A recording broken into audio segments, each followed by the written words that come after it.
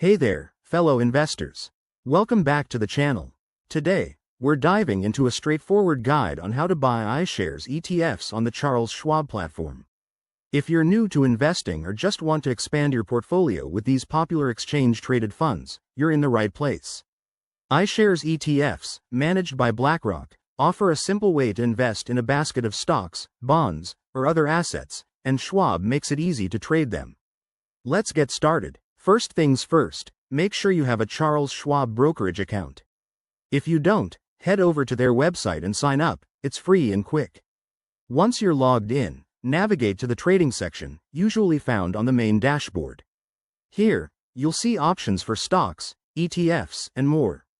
Next, use the search bar to look up the specific iShares ETF you're interested in.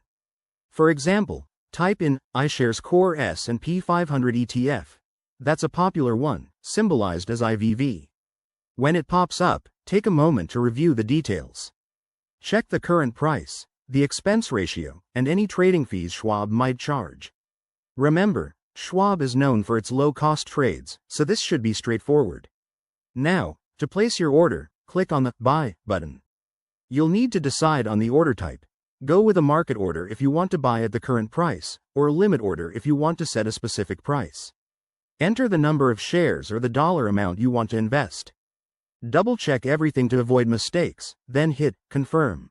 Your order should execute almost instantly during market hours. A few quick tips.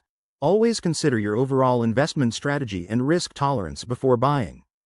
Diversify your portfolio, and keep an eye on fees, as they can eat into your returns over time. Also, if you're new to this, start small to get comfortable. There you have it.